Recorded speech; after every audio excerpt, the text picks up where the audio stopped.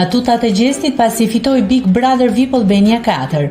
Besart Kelmendi ja ka dalë të fitoj zemrat e shqiptarëve pas një edicioni spektakolar të Big Brother VIP Albania. Ai është fituesi i edicionit të 4 ku në fund u përball me Rozana Radin, por arriti që të triumfonte. Pasi mbriti në studio dhe mori çekun e madh për 100.000 euro, Gjesti nuk i ndali batutat. A mos është rrit çmimi, tha ai, dhe kjo natë u mbyll me frazën e famshme të tij që u bë hit këtë edicion, notën e mirë.